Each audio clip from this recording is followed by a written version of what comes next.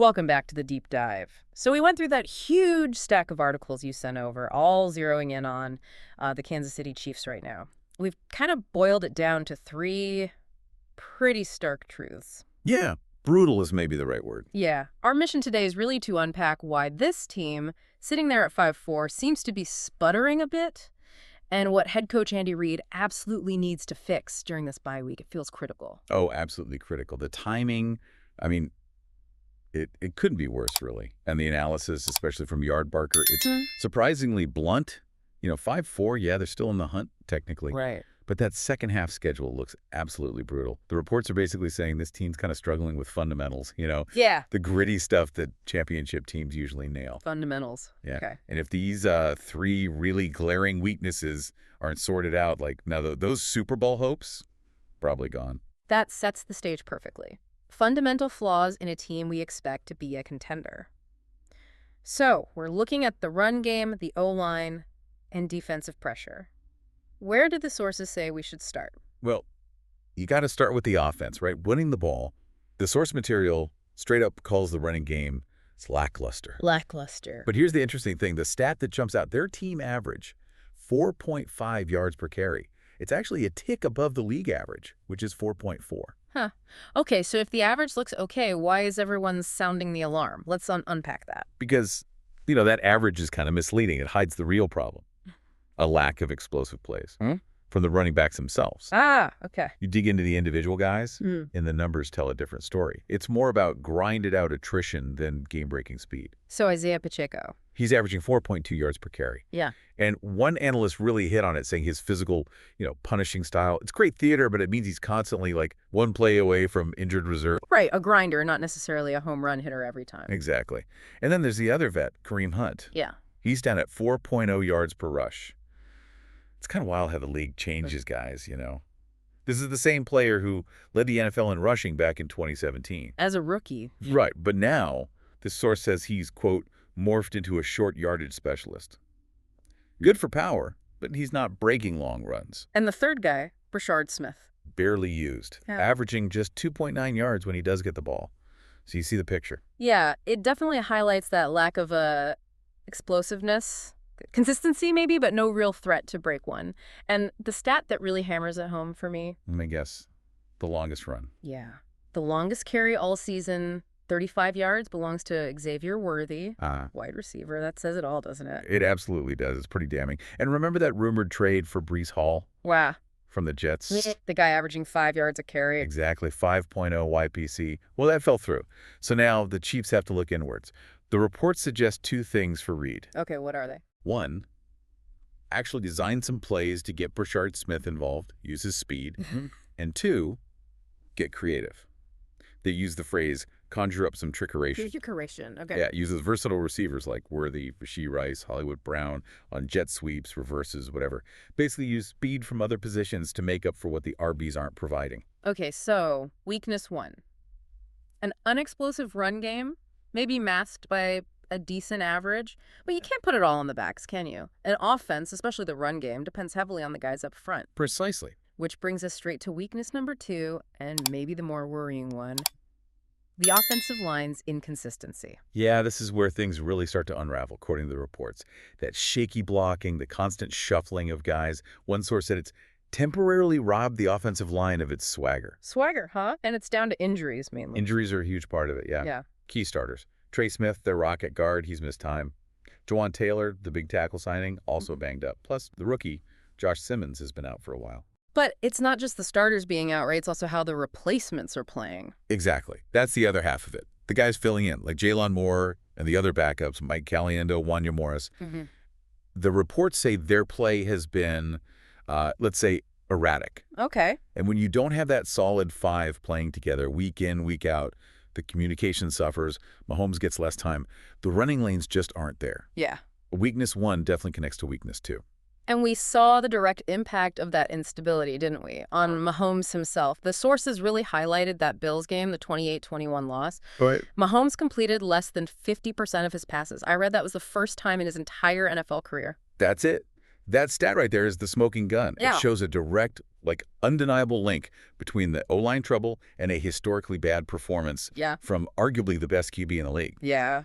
You can maybe survive a running back having an off day, but if that foundation up front is shaky, the whole thing could just collapse. So what's the proposed fix here? Do the sources see a clear path forward, or is this something they just have to manage?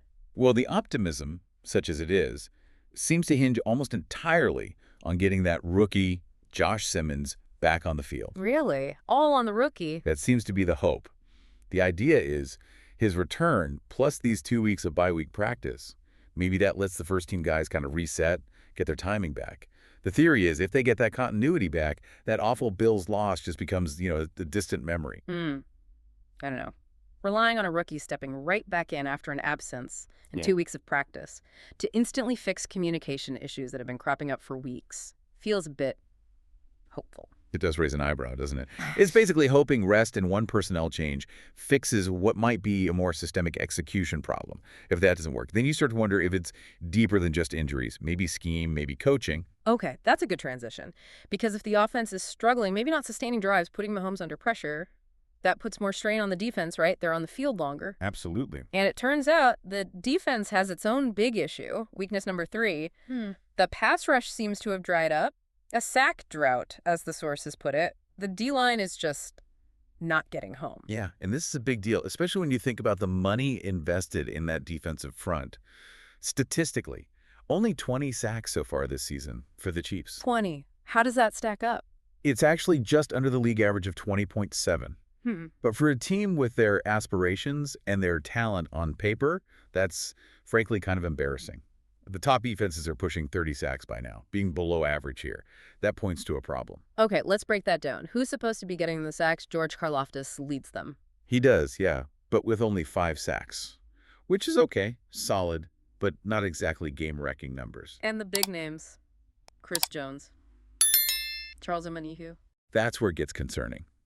They both only have 2 sacks each. 2. And the reports really stress this. No other defensive lineman has more than 1 sack. Wow. And if you focus on Chris Jones, the superstar, his decline this year is pretty startling. He's on pace right now for just 4 sacks all season. 4? That'd be his lowest since he was a rookie, right? Exactly, since his rookie year. And it's not just the sacks. The pressures, too. QB hits. Right. His QB hits are way down. He's pacing for only 15 this season. His career average coming into this year was over 21, like 21.6. That's a huge drop. Okay, so why? What's the analysis say? Is it just age or scheme? The main reason given is pretty straightforward. Yeah. He's just getting double-teamed constantly. Chip by backs, slid protections. Teams are scheming specifically to take him out of the play. But hang on, Chris Jones has always been double-teamed. That's what happens to elite interior guys. So what's different now? Is it that the other guys aren't winning their one-on-ones? That's precisely it. You nailed it. Because Jones commands so much attention, it should create favorable matchups, usually one-on-ones, for the other D linemen. Right. But the source material's blunt here. It says, quote, they haven't been winning those matchups. So the star player drawing attention isn't creating opportunities, it's actually exposing the lack of production from the supporting cast around him. Okay, so if the front 4 aren't getting it done on their own, the pressure falls on the coordinator, Steve Spagnuolo, to manufacture it. That's the consensus, yeah. Yeah. Spags has to adjust. The sources point to 2 main possibilities. First, expect more blitzes. He'll have to dial up pressure, use linebackers, maybe defensive backs, get creative to generate heat, shift the burden. Makes sense. What's the second? The second is, well, it feels a bit smaller scale. It's the hope that re-signing the veteran DT, Mike Pennell, gives them a bit of a boost. Maybe shores up the run defense inside, provides some rotational depth, maybe pushes the pocket a little. Banking on Mike Pennell, a veteran signing mid-season, to fix a pass rush issue that's limiting Chris Jones. It feels less like a strategic solution and more like plugging a hole. Shows the urgency, I guess. It really does. It underscores just how urgent things are. So let's recap these 3 issues, because they're all kind of tangled together, right? Yeah. You've got an unexplosive run game that lacks big play threat. You've got inconsistent blocking, mostly thanks to injuries and some shaky backup play. And then on defense, a line that just isn't generating sacks or consistent pressure. And these aren't minor tweaks needed, are they? These feel like foundational problems. Exactly. They undermine what you expect the Chiefs' identity to be. And like you said, the clock is ticking. They come out of this bye week still 5-4 and immediately face the Denver Broncos. One source called it a must-win situation. Why is it must-win, not just coach speak? No, I think there's real weight to that because a loss drops them to 5-5. Even if they still lead that division, 5-5 puts their playoff seeding in real jeopardy, Right. especially with that tough schedule coming up. And losing to Denver, a team they should beat, on paper at least, that creates doubt, adds pressure they don't need. It really feels like a moment of truth for this team's depth, maybe their coaching adjustments right now. Absolutely. Okay, so the running game's lack of pop, the O-line's inconsistency, the defense's sack drought, three huge weaknesses laid bare right at midseason. Yep. Big questions facing Andy Reid. It really leaves you wondering, doesn't it? Are these problems that can genuinely be fixed with coaching tweaks, maybe getting Simmons back, a timely blitz call? Or do they point to something deeper, maybe some structural issues with this particular roster? Maybe the talent evaluation or the depth just isn't quite championship level this year. That's the million-dollar question, isn't it? Yeah, definitely something for you to think about as we all watch how this second half of the 2025 season plays out for Kansas City.